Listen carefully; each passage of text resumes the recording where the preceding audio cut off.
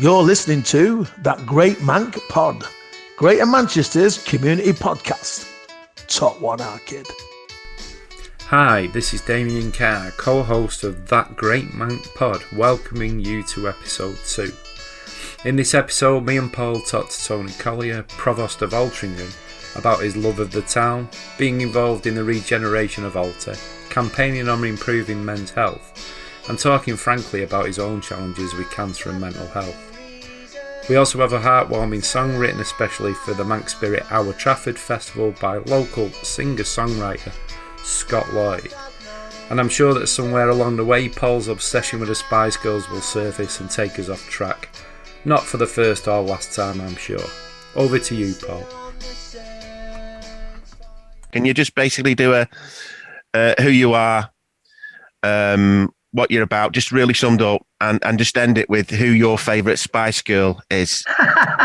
So who you are, what you're about, and who your favourite Spice Girl is. That'd be amazing. Yeah, I'm Tony Collier. I'm the current Provost of Altrincham. My big issue is about raising awareness of men's health issues. And my favourite Spice Girl would be Emma. It always is. It always is. I've said it all, Tony. We're not going to ask any further. Listen, thanks very much for this, mate. I've been wanting to talk to you for a fair while. I know you spoke to Damo a few times, and I think we've both done a little bit of whinging online about various things, which is, you know, the way it is at the moment. But certainly is. Yeah. How are you at the moment? I'm actually pretty well. Thankfully, my cancer is stable. It's been stable for 3 years. It won't stay that way. But while it stays stable, I want to carry on living life. And at the moment, obviously, COVID is stopping us from living a normal life. Yeah. And just this morning, found out that my 7-year-old grandson's been sent home from school because someone in his bubble's been tested positive for COVID, which obviously means we can't see them because he's got to isolate for 2 weeks. And, you know, it's awful. I mean, what's happening in the world is really, really strange at the moment. I mean, we're seeing the impact in so many places. I mean, seeing that at home because, you know, I've got 3 kids. Yeah. My eldest was started at MMU, funnily enough, in September, did 1 day. And then he's been stuck at home. So he's like, this uni's dead easy. You know, I mean, he's spending more time in his bedroom now than what he was before. Yeah, that's awful. And the kids, I mean, luckily, so far, no one's caught it. My kids go to Altrincham ACA. Yeah. And nobody's caught anything there. But, you know, looks like we're in tier 3. Yeah. As of today. Does. So we can only control what we can control. Absolutely. I think that's absolutely right. I think Andy will fight our corner, which is as much as we can hope for. Yeah. But I think, you know, things like closing gyms seems to me to be counterproductive because we all know that exercise is vital for our physical and mental well-being. And, you know, it's my big ticket as well. Yeah. Something I'm incredibly passionate about. And I'm involved as a patient representative for the Prehab for Cancer thing in Greater Manchester, which is basically giving cancer patients prehabilitation before they start surgery or chemo or whatever. And it's all gym-based, all tied up with Greater Manchester Leisure Trust. And, of course, because the gyms are going to close, that means that I'll have to go back online. And, you know, like you were saying earlier, face-to-face is always much better than doing something via Zoom or so, yeah, it's going to have a massive knock-on effect on people's physical and mental well-being. And I think at the moment, one of the big things that's coming out of COVID is our mental well-being is being severely damaged. Yeah.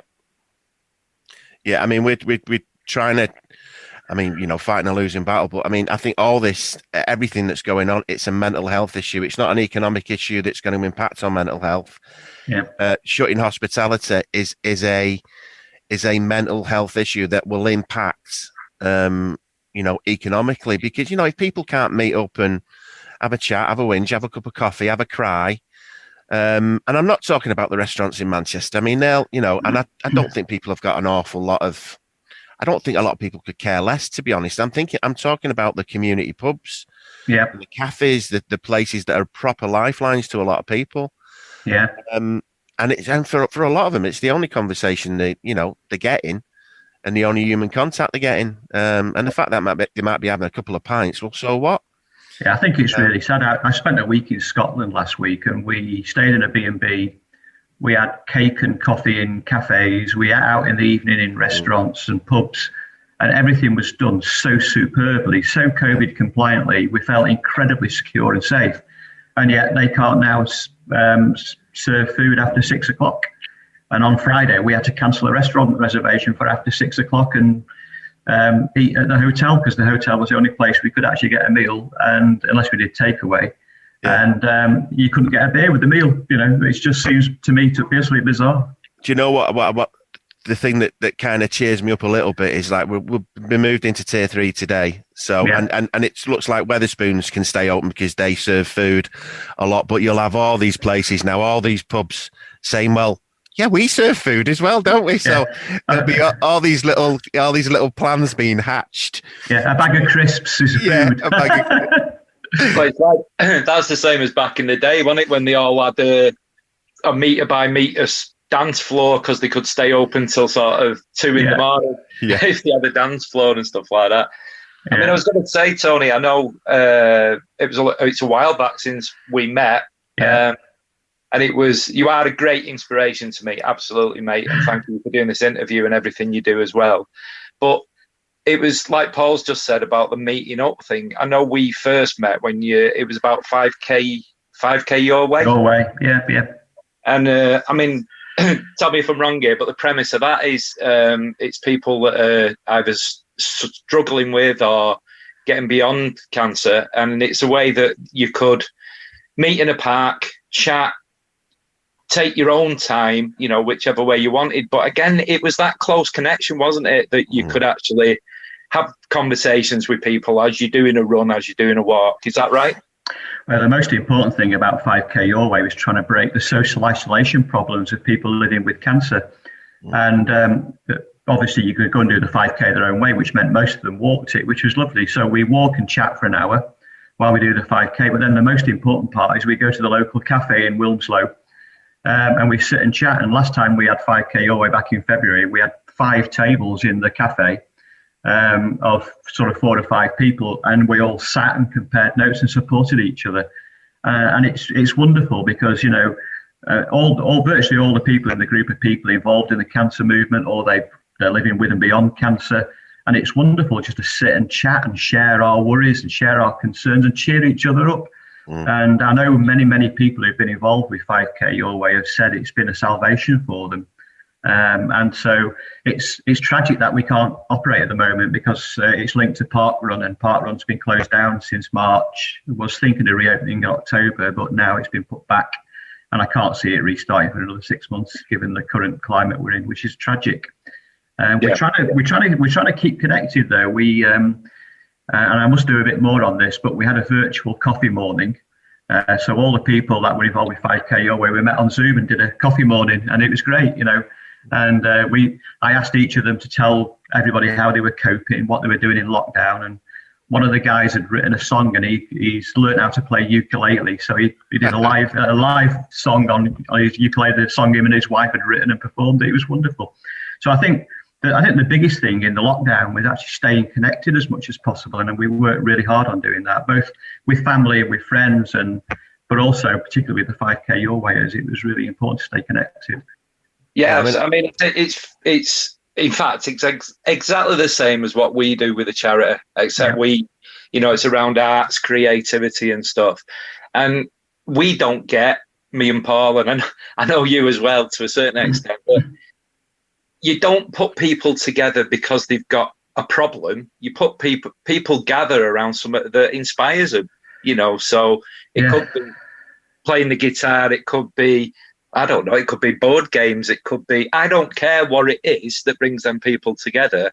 Yeah. But then while they're there, like you say, you meet up and you share coping strategies and you support people. But it's also, you're outside that family bubble, you're not, because I think a lot of it is, and what we're trying to do moving forward is involve more of the families with the individual as well in the creative activity.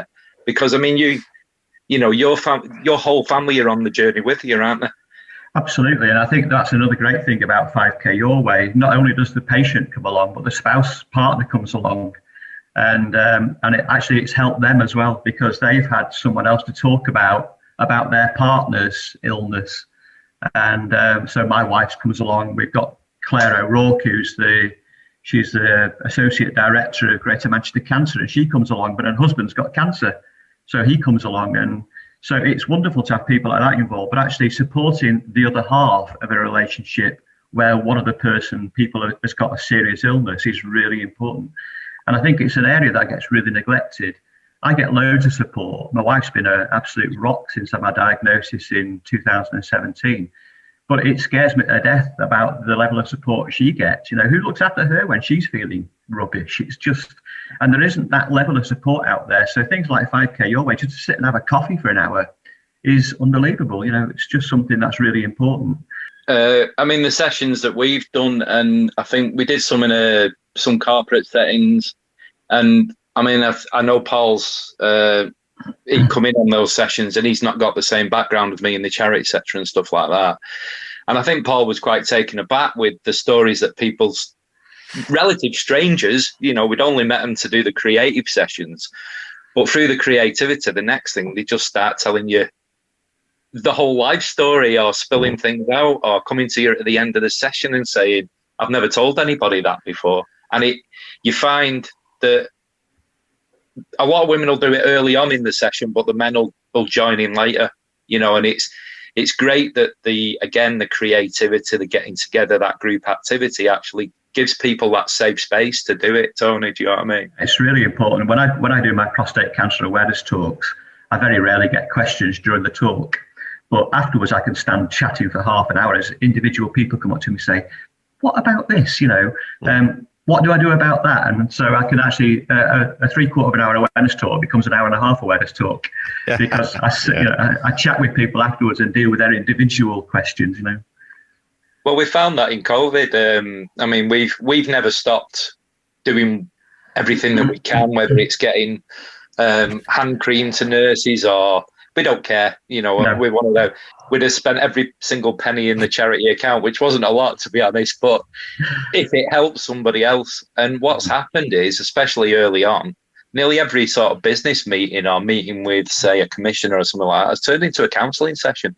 Yeah. Because we've not gone demanding money or going with us, we need this, we need that. I've actually said to him, look, we're here to help. We care about you as a member of the council, as a member of staff. We care about you too. People forget that.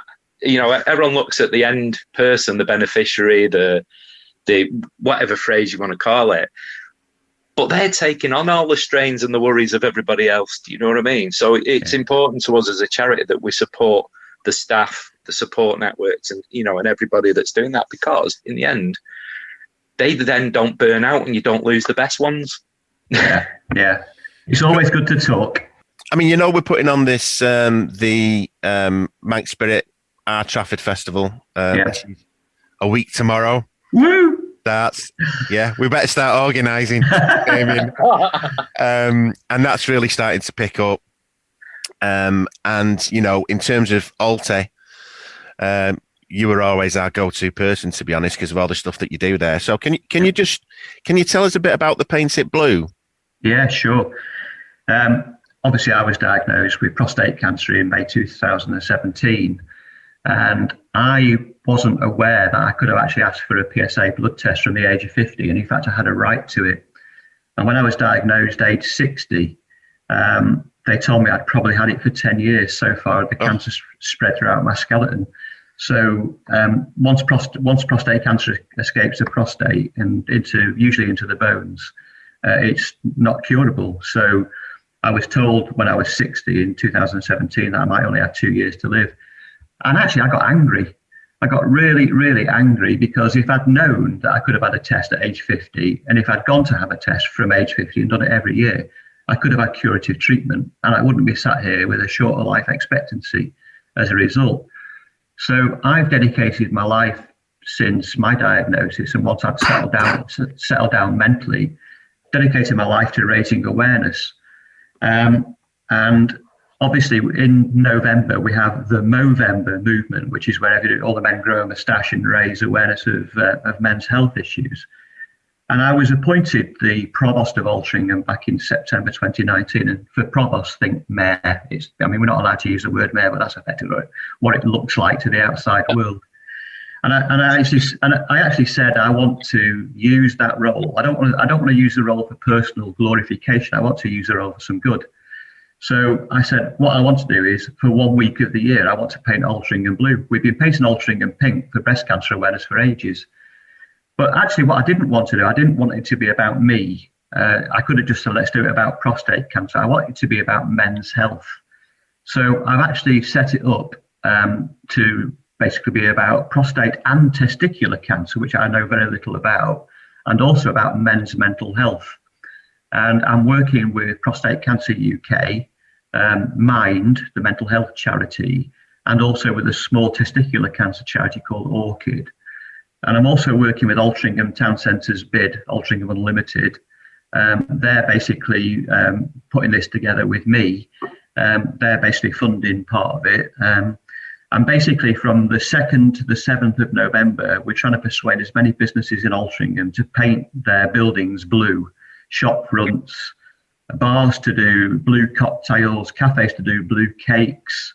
On Saturday the 7th of November, we're doing what we're calling a heritage stroke health walk, which is self-guided, COVID compliant, blah, blah, blah, all the garbage because of COVID. And the heritage walk will take in some of the heritage sites of Altrincham. And sort of from a creative viewpoint, Altrincham is really famous for its music heritage. So one of the heritage sites I'm going to take people to actually really isn't a heritage site. It's the house that Paul Young used to live in on Hale Road. And Paul Young was the lead singer of Sad Cafe and Mike and the Mechanics. Yeah. So and nobody knows that he lived there. And there's a blue plaque on the wall that commemorates Paul's life. And I was a massive Sad Cafe fan. And then one of the places I'm taking the walk to is the bar called Mort Sabite in Altrincham. It's one of the subterranean Belgian bar. And it's one of the few subterranean bars, but it used to be Altrincham Hospital's mortuary. And so what we're doing is we're on the walk, we've got a list of health facts, a list of heritage facts, and there's about 15 heritage sites that I'm taking the walk to. But what I'm trying to do is link in health facts to raise awareness. And one of the health facts might be, for example, one of the sections of the walk is 1,000 meters long, and that will signify the 1,000 men that die every month in the UK of prostate cancer. The whole walk is 2.6 miles, which signifies the 2,600 men diagnosed with testicular cancer every year. And then there are facts about mental health and the fact that suicide in the certain age groups has increased massively. And I think the big issue about suicide is one of my cousin's children has tried to commit suicide 6 times, and the local authorities say they can't support him because there's nothing wrong with him. Well, I'm sorry, but that's disgraceful. So I think it's really important to raise awareness of mental health. And what we're trying to do is basically signpost people to these charities for support if they have issues that come out of the health facts that I've raised during the walk. So really, it's a really good idea. Really it's powerful. amazingly creative as well, and using that, the local history, the local heritage, folklore. It's an incredibly powerful theme, and inspiring to go along with what can be quite traumatic facts and figures, really, that you're sharing along the way. Well, I mean, sorry, I was going to say testicular cancer is, I've had a couple of run-ins with that. And in fact, Damo and I were talking the other day. I think when you get to a certain age, there isn't anywhere you haven't been poked and prodded, and lost a friend to it a long, long time ago. And it's amazing that when you do speak about this to your mates, that your mate will go, "Oh yeah, I went for a checkup, and I went for a checkup," but you don't know because it's not something that you particularly talk about. No. So yeah, in terms of raising awareness for that, and I know there's been a few campaigns over the years, but the more the merrier. I just like the idea when it's done in a creative way that'll stick a few smiles on people's faces, as well as Yeah, I didn't want it to be serious about, this is a famous building that does that. I wanted it to be quite interesting and sort of family friendly. So I thought the idea of going to the old mortuary and telling the kids that you can often go down in that bar on a Thursday night and they tell ghost stories. It's quite spooky. I thought make it a bit of fun. And there's a little bit of heritage in there as well. And we go to like the town clock and the town hall. The town hall's going to be illuminated blue. Which would be great. And just a classic example, there's an optician's called Maskell's, and the owner, Anthony Josephson, has said he's going to put all these blue glasses in a frame in a window. He's going to illuminate all these other internal display units in blue, and he's going to donate 10% of every pair of blue glasses he sells in the week. He's going to donate that to the combined charities. That's a great idea. The Con Club in Altrincham are going to uplight all the front of their building in blue. And as it happens, the Con Club is also part of the Heritage Walk. You don't even know what the Con Club is, a restaurant. And it used to be the Altrincham Conservative Working Men's Club. And there's a misnomer, isn't it? Conservative Working Men's. But the interesting sort of fact that we're going to highlight is the fact that basically this is where the servants of the rich traders went when they were in the upper Conservative Club playing snooker. So their servants went to the Working Man's Conservative Club and had a pint while they were waiting for their masters. And it's like interesting little facts like that make it sort of amusing for kids, So yeah. Are you Alty born and bred? Born in Altrincham in 1957 and lived and worked here all my life. Yeah. And how would you describe Altrincham to somebody who's doesn't know anything about it? How would you describe Alty? It's won so many awards in recent years for being the best town to live in, the best town to visit. And back in 2010, it was described as a ghost town in the national press. And at the time, I was the chairman of the Chamber of Commerce. And it was obvious we needed to do something about this. And Altrincham Forward was set up, which is now the bid. And Altrincham Forward basically said, what do we need to do to revive Altrincham?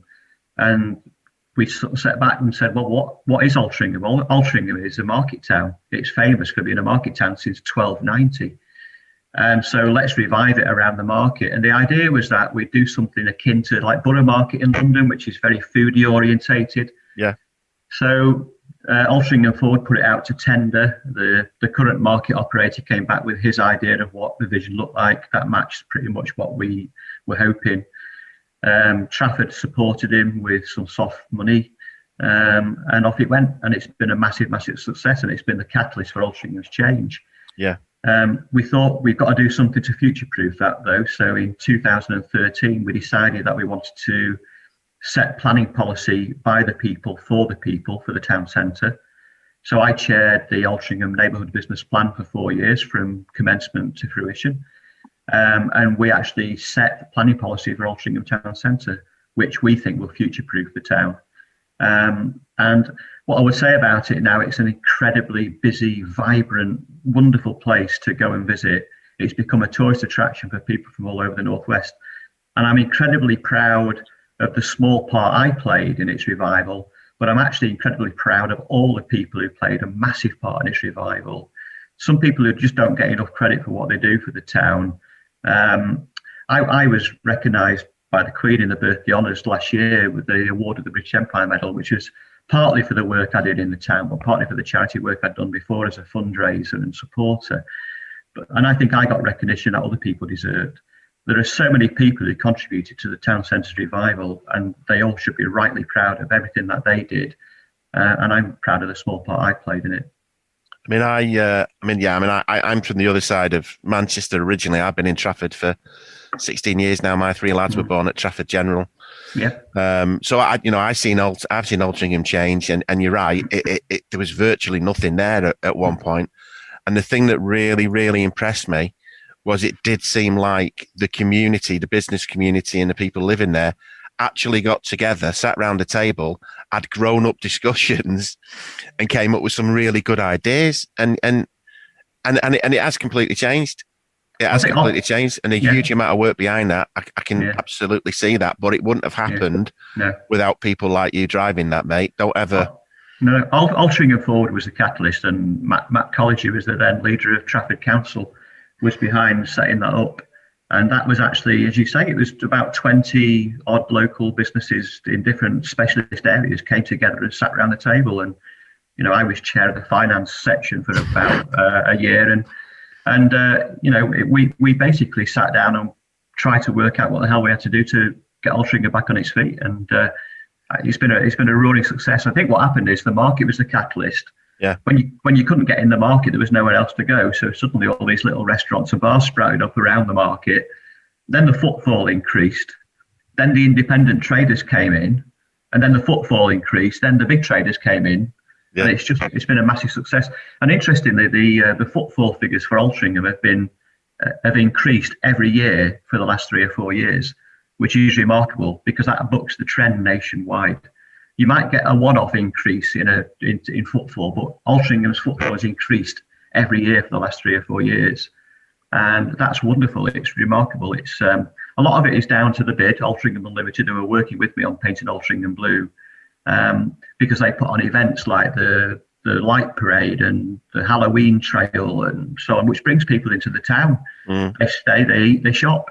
Obviously, COVID's killing all that, but But Tony, it's another big theme of what Manx Spirit was set up about, and me and Paul had discussions with lots of people before we did, and we were sick of people saying, "Oh, Manchester's now grey, it's lost its identity, it's lost its flavour," and all. It's like, well, it's not just up to the council or Burnham or somebody else to do it. Get off your ass and do it yourself. The whole of Greater Manchester has got a massively rich seam of creativity, whether that's music, whether it's folklore, whether it's art. That we're supposed to have this revolutionary, slightly cheeky spirit, and we're trying to. That's what Manx Spirit is. It's saying to people, "Come on, grasp this opportunity, create your own." Not only look into your own narrative and the mental health and your own, benefit and your own creativity, but take that out into the community, into business, into all the other areas that make up Greater Manchester, and develop that regional and sort of collaborative narrative, and it's like you say, you've just done it this whole interview while I've been talking to you. You've mentioned folklore, you've mentioned local history, you've mentioned creativity. That's all culture, and people are forgetting that culture's there for the taking. Get on the internet and look it up. Go and have a look. Look at the basis. Look at the basis of what has got Altrincham to where it is, and it is that market. And there's a lot of people that I've supported and know from Mank Made who are on that market, and it's selling art. It's all the really, really creative stuff that has helped to generate and turn a town around, and more people need to see that. And when they say, "Well, art doesn't really matter," you think, "Well, hang on a minute, look what it's physically done. It's got people into Altrincham, and it's the catalyst for whether it's someone selling photographs. There's such a mixture of stuff on there. I mean, it is an amazing place to go to. What I loved about it was when the market sort of got going, we wanted sort of craft and heritage, and that's where you are with the arts and crafts. But what we found was actually the little shops that opened were little vintage craft shops, little arts and craft shops. It very much, one of the drivers was art and craft. Which I think is wonderful. Yeah. Just one thing Damien mentioned there about people. And I think I've been asked the question, if you were trying to regenerate somewhere, what would you do? And the first thing I usually say is, don't go and employ outside consultants from London that are going to charge you £2,000 a day. We're with you on that one, mate. Yeah. You have all the skills in your town or your city. And I think that I was actually asked to go and give a talk to Chester City about, and this was about 200 people from the Chester business community, about what they could learn from Altrincham. And I followed two professors and their MP, And I started off my bit by saying, flipping it, this is a bit intimidating. Council estate scrote like me following 2 professors and an MP. And somebody said, actually, well, you've probably got a better moral upbringing than the MP. But actually, my big message was don't look outside your own city for what you need. You've got all the skills in your city, like we've got in Manchester, in Greater Manchester and Altrincham. You know, people like you bringing skills to the city, to the people that you support is unbelievable. It's great. Do you know what, mate? That pretty much sums up everything that we're about. Yeah. There's a huge amount of talent out there. And I always say, if we don't support that talent, it'll go somewhere else. Or worse than that, we'll never get to see what that talent is. Yeah, my big concern about the arts and music and all the industries at the moment is that they're just not getting the support they need. COVID is... You know, I know loads of musicians, they can't perform. Live performance is what they're all about. That's where they earn the money. And they're just not getting any support at all. And I love music. You know, we probably go to, 25, 30 gigs a year, and we'll go to 3 or 4 festivals a year. And we've not been to live music since February. And I've got about £2,000 of the tickets sat in the cupboard upstairs waiting to be used next year, hopefully, you know. But unfortunately, the poor artists, the independent artists, the people who put on the lighting, the people who are the backstage people, they're getting no work. How on earth are they surviving? And it's people like you helping and supporting them that is helping, keep the arts sector going. Well, we're going to release it later on. We were going to do it as part of the festival, but we've got a local lad called Scott Lloyd who's written a song about the festival. Honestly, you'll love it. Great. Market towns. I mean, it's all in there. And how he's written, and he's written about Trafford. How he's done it, I don't know. And it put a massive, big, fat smile on our faces when we heard it. Right. But that's a lad who's from the northeast, who's made Trafford his home. Does a lot of stuff in the community, more so than most of the people who live and were born here. But yeah, he's just been sat. He's not been able to do anything. No live gigs. He's been trying to stream stuff, but that's not working for him. So hopefully, people will listen to this and they'll start looking at his other stuff that he's done. But yeah, music's a huge, huge part of everything. It's certainly in Manchester. It's at the heart of everything, really, isn't it? I mean, the programmes that we're going to be doing over winter, in partnership with Trafford Housing Trust, Trafford Council and that, mainly over 55s, people struggling, because it's that thing, I keep using the phrase, they're not dead yet, because those people are full of stories, full of experience, full of talent, and we need to get out and encourage them and inspire them and get them involved in the local communities, but also for their own sake. But we're going to be using as many of the creatives, whether it's Scott, whether it's artists, actors, to deliver those sessional work, because where we can, and again, we're not a massive organisation, but where we can, we're going to try and get that money to them for them to continue being creative, but also to give something back to the communities. Listen, mate, thank you so much for doing this. And when we can, me and Damo would love to take you out for a beer. Sounds good. Look forward to that. Thanks very much for doing this as well. Really appreciate it. And thank you for everything that you're doing, mate. And we genuinely mean that from the bottom of our heart. Thank you very much. Cheers, guys. See you soon. Cheers, mate. You take care. Bye. See you later. Bye-bye.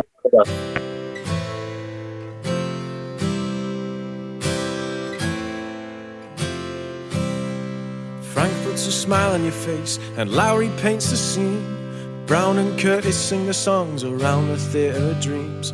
Rivers and canals with a beating heart, industry runs through the veins. The Bridgewater, Bollin, Irwell and Mersey are timepieces nature has reclaimed. The market towns of Trafford, in the mist of the morning air, are beginning to bustle with people coming and going somewhere. And I feel a sense of togetherness as I walk these once cobbled streets. This area means a lot to me, the community brings me peace. So come on, we're on the right track. We all stick together and we all know that a welcome smile and a brew behind every door. Come on, keep the dream alive. This place ain't my own, but it feels like home, 'cause we all help. Yeah, we all help to keep the dream alive. Keep the dream alive. And now this sense of community, everyone is doing their bit. You can smell it in the air round here, that wonderful Manx spirit. The songbird on the washing line is singing me his tune, and it feels like he is one of us on this warm, sunny afternoon. So come on, we're on the right track. We all stick together and we all know that. A welcome smile and a brew behind every door. Come on, keep the dream alive. This place ain't my own, but it feels like home, 'cause we all help. Yeah, we all help to keep the dream alive. Keep the dream alive.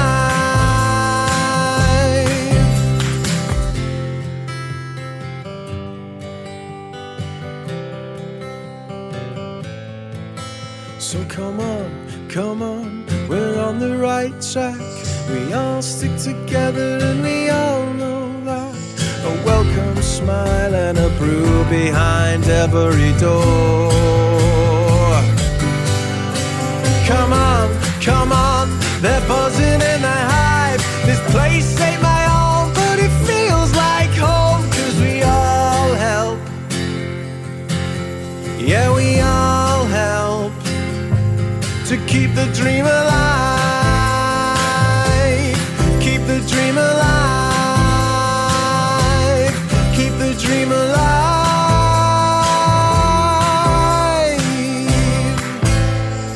You're listening to That Great Mank Pod, Greater Manchester's community podcast.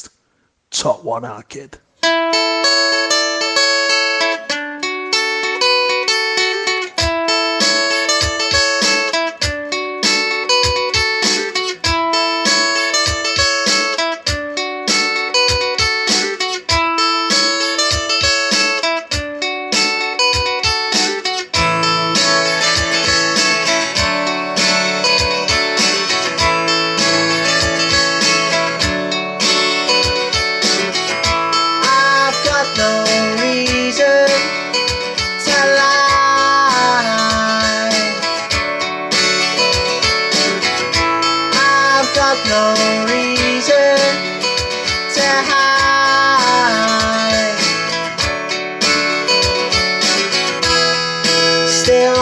Search for your soul.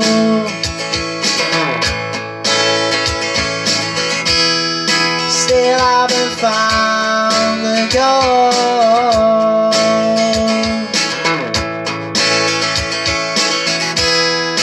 You could fill my heart's empty hole.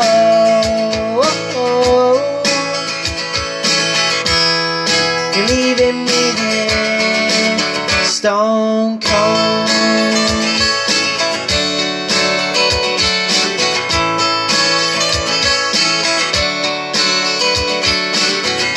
I want you by my side,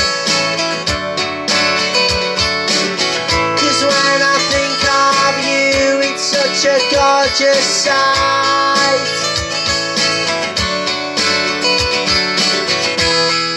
Still on the search for your soul.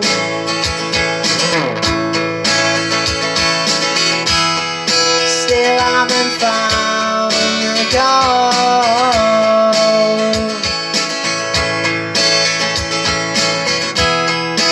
You could fill my heart's empty hole. Whoa. You're leaving me here stone cold.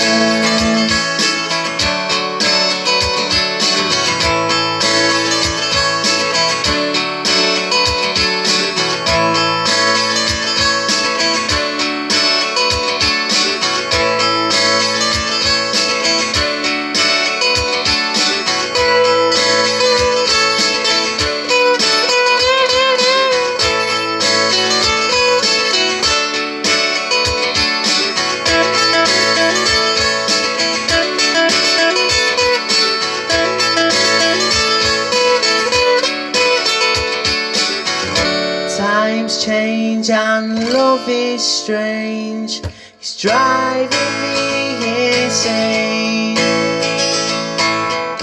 Your soul could fill that hole, my heart can be rearranged.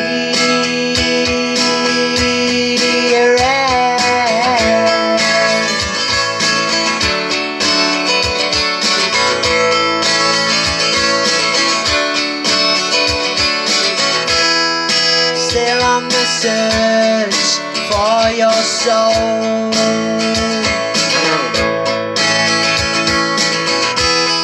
I still haven't found the goal.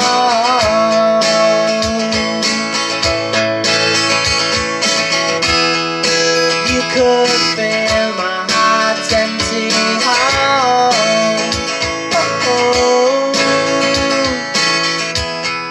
You're leaving me here, stone cold.